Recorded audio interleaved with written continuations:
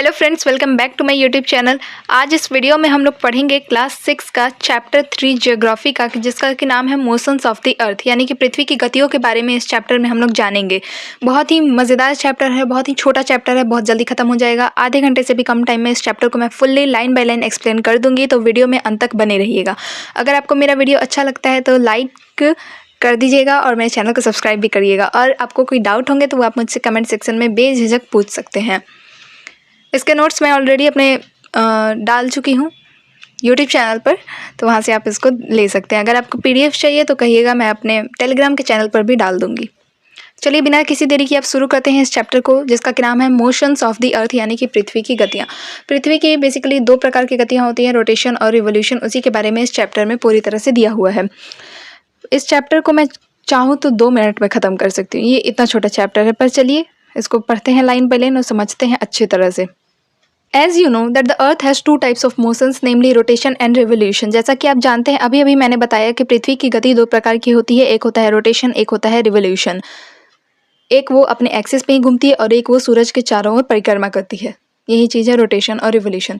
Definition अब exam में of course पूछेगा, तो रोटेशन रिवोल्यूशन का आपको डेफिनेशन याद कर लेना है। Rotation is the movement of the earth on its axis, the movement of the earth around the sun in a fixed path और ऑर्बिट इज कॉल्ड रिवोल्यूशन। ठीक है। The axis of the earth which is an imaginary line makes an angle of 62.5 degree with its orbital plane. तो हमारी जो अर्थ की axis है वो actually हमारी अर्थ स्ट्रेट नहीं है, वो हल्की सी टिल्टेड है, एक तरफ झुकी हुई है। तो ये 66.5 डिग्री का एंगल बनाती है। आगे बढ़ते हैं। The plane found by the orbit is known as the orbital plane. तो ये भी एग्जाम में पूछ सकता है, 2-3 मार्क्स का, 1-2 मार्क्स का हो सकता है ये। तो ऑर्बिटल प्लेन किसको कहते हैं, यानी कि कक्षीय समतल। ऑर्बिटल प्लेन को हिंदी में कहते हैं कक्षीय समतल। The earth receives light from the sun. सब कोई जानता है कि पृथ्वी को सूर्य से ही प्रकाश मिलता है। Due to the spherical shape of the earth, only half of it gets light from the sun at a time. The portion facing the sun experiences day, while the other half away from the sun experiences night. The circle that divides the day from night on the globe is called the circle of illumination. तो हमारी पृथ्वी गोल है, मतलब geoid shape की है।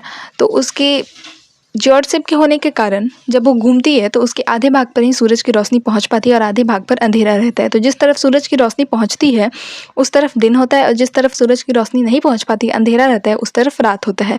और वो फिर अपने एक्सिस पे भी रोटेट करती है। तो रोटेट जब वो करेगी तो एक तरफ फिर से दिन हो जाएगा, एक तरफ फिर से रात हो जाएगा। ये साइकिल चलता रहता है।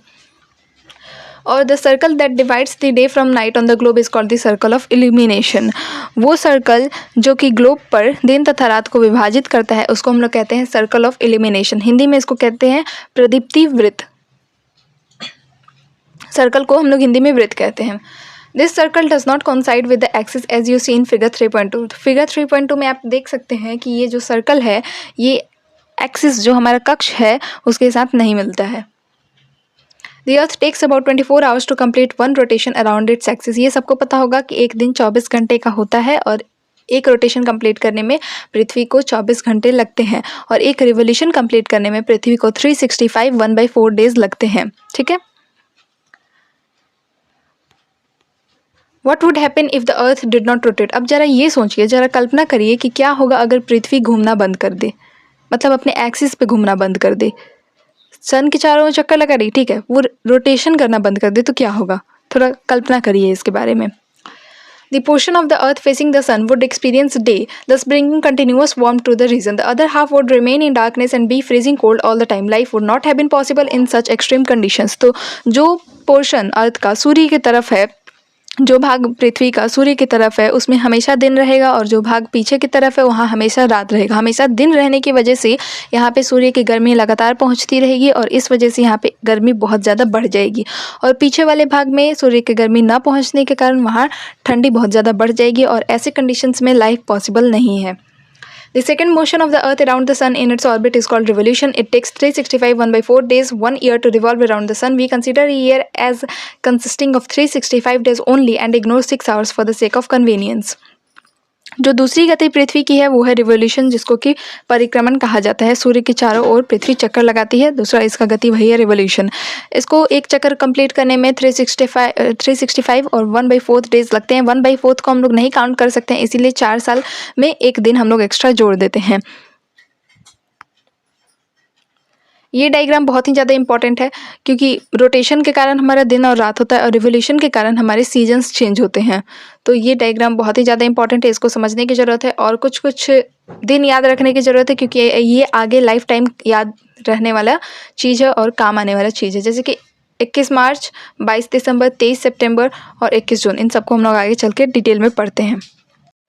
6 hours saved every year are added to make one day 24 hours over a span of 4 years. This surplus day is added to the month of February. Thus, every fourth year February is of 29 days instead of 28 days. ये मैंने आपको बताया है कि 4 साल में एक दिन हम लोग एक्स्ट्रा जोड़ देते हैं। Year with 366 days is called a leap year. Find out when will the next leap year be. तो ऐसा करने से वो जो चौथा साल होता है वो 366 दिन का हो जाता है और उसको लीप ईयर कहते हैं। अगला लीप ईयर कब है ये आप लोग को कमेंट सेक्शन में बताना है। From the figure 3.3 it is clear that the earth is going around the sun in an elliptical orbit. Figure 3.3 से ये तो स्पष्ट है कि पृथ्वी एक इलेक्ट्रिकल ऑर्बिट पर सूर्य के चारों चक्कर लगाती है। A year is usually divided into summer, winter, spring and autumn seasons. Seasons change due to the change in the position of the earth around the sun. तो सामान्य रूप से एक वर्ष को गर्मी, सर्दी, वसंत और शरद ऋतुओं में बांटा जाता है और ऋतुओं में परिवर्तन सूर्य के चारों ओर पृथ्वी की स्थिति में परिवर्तन के कारण होता है। Look at the figure 3.3. You will see that on 21st June, the northern hemisphere is tilted towards the sun. The rays of the sun fall directly on the Tropic of Cancer. As a result, these areas receive more heat. The areas near the poles receive less heat as the rays of the sun are slanting. The North Pole is inclined towards the sun and places beyond the Arctic Circle experience continuous daylight for about 6 months. Since a large portion of the northern hemisphere is getting light from the sun, it is summer in the regions north of the equator. तो यहाँ पे आप लोग देख सकते हैं कि जो नॉर्दर्न हेमिस्फीयर है, उत्तरी जो गोलार्ध है, वो सूर्य की तरफ ज़्यादा झुका हुआ है और इस वजह से वहाँ पे गर्मी ज़्यादा पहुँच रही है, मतलब लाइट ज़्यादा पहुँच रही है। नॉर्दर्न हेमिस्फीयर के ज़्यादा एरिया में सूर्य की रोशनी पहुँच रही है, इस वजह से यहाँ पे गर्मी ज़्यादा रहेगी और यहाँ पे समर सीज़न रहेगा। और सदर्न हेमिस्फीयर में सूर्य की रोशनी कम पहुँच रही है, इसीलिए इक्वेटर से जो भी साउथ में एरियाज़ हैं वहाँ पे ठंडी रहेगी इस टाइम पे।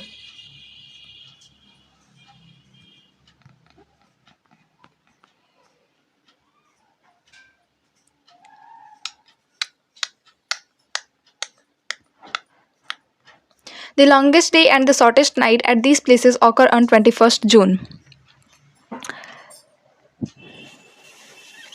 21 जून को इन क्षेत्रों में सबसे लंबा दिन तथा सबसे छोटी रात होती है। This time in the southern hemisphere, all these conditions are reversed. It is winter season there. The nights are longer than the days. This position of the earth is called summer solstice. और southern hemisphere में सारे ये conditions northern hemisphere के एकदम opposite हो जाते हैं, मतलब रिवर्स हो जाते हैं और इस वजह से वहाँ पे विंटर सीजन रहता है। रात जो होती हैं वो दिन से लंबी होती हैं और जब इस पोजीशन पे अर्थ रहती है तो उसको हम लोग कहते हैं समर सोल्स्टिस और इस 21 जून को ये पोजीशन पे अर्थ आते हैं, तो इसको चीज़ को याद रखने का ज़रूरत है। On 22nd December, the Tropic of Capricorn receives direct rays of the sun as the South Pole tilts towards it. As the sun rays fall vertically on the Tropic of Capricorn, a larger portion of the southern hemisphere gets light. Therefore, it is summer in the southern hemisphere with longer days and shorter nights. The reverse happens in the northern hemisphere. This position of the earth is called winter solstice. Do you know that Christmas is celebrated in Australia in the summer season? 22 दिसंबर को southern hemisphere में सूर्य की रोशनी ज़्यादा पड़ती है, इसलिए वहाँ पे गर्मी का सीज़न आ जाता है और इसका रिवर्स हो जाएगा फिर नॉर्दर्न हेमिस्फेयर में, वहाँ पे आपको ठंडी महसूस होगी। तो इस it is summer in the southern hemisphere with longer days and shorter nights. इसीलिए हेमिस्फेयर में लंबे दिन तथा छोटी रातों वाली ग्रीष्म ऋतु होती है, यानी कि समर सीजन होता है। The reverse happens in the northern hemisphere, इसका ठीक रिवर्स हो जाता है नॉर्दर्न हेमिस्फेयर में। This position of the earth is called winter solstice. इसको हम लोग कहते हैं, इस पोजीशन को सॉल्स्टिस, हिंदी में दक्षिण अयनांत। और क्या आप जानते हैं कि ऑस्ट्रेलिया में समर सीजन में क्रिसमस मनाया जाता है? हमारी तरफ आपने देखा होगा कि हम लोग विंटर में 25 दिसंबर को क्रिसमस मनाते हैं, जबकि उन लोग की तरफ उस समय समर रहता है।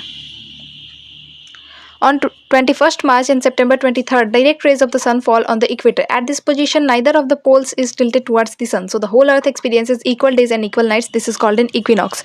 Equinox क्या होता है? 21 मार्च और 23 सितंबर को सूर्य की किरणें बराबर पड़ती हैं, इक्वेटर पर पड़ती हैं और इस वजह से नॉर्दर्न हेमिस्फेयर और सदर्न हेमिस्फेयर में बराबर सूर्य की किरणें जाती हैं और किसी भी तरफ ज़्यादा कम नहीं होता है। इस वजह से दिन और रात बराबर होते हैं इन दो दिनों को। इसको कहते हैं हम लोग equinox. On 23rd September, it is autumn season in the northern hemisphere and spring season in the southern hemisphere. The opposite is the case on 21st March, when it is spring in the northern hemisphere and autumn in the southern hemisphere. सितंबर को northern hemisphere में autumn season होता है जबकि southern hemisphere में वसंत ऋतु होता है, और 21 मार्च को स्थिति इसके विपरीत हो जाती है जब नॉर्दर्न हेमिस्फेयर में वसंत ऋतु होता है और सदर्न हेमिस्फेयर में ऑटम सीजन आ जाता है, शरद ऋतु आ जाते हैं। Thus you find that there are days and nights and changes in the season because of the rotation and revolution of the earth respectively. तो इस प्रकार से आपको पता चला कि रोटेशन की वजह से दिन और रात होते हैं और रिवोल्यूशन की वजह से हमारे सीजन्स में चेंज आता है। कुछ याद रखने की ज़रूरत है। पहले तो 21 मार्च और 23 सितंबर इक्विनॉक्स, और आप एक याद रख लीजिए 22 दिसंबर को, और एक याद रख लीजिए आप 21 जून को। ये चीज़ें याद रखने की ज़रूरत है। रोटेशन रिवोल्यूशन का डेफिनेशन ऑफ कोर्स पूछता ही है, बस इससे ज़्यादा इस चैप्टर में कुछ भी नहीं है। तो यहाँ पे हमारा चैप्टर खत्म होता है। अगर आपको वीडियो से कुछ भी इन्फॉर्मेशन मिली हो, कुछ भी लगा हो कि हाँ काम का वीडियो था, तो प्लीज़ इसको लाइक कर दीजिएगा और मेरे चैनल को जरूर सब्सक्राइब करिएगा। मिलते हैं नेक्स्ट वीडियो में इसके NCERT सॉल्यूशंस के साथ।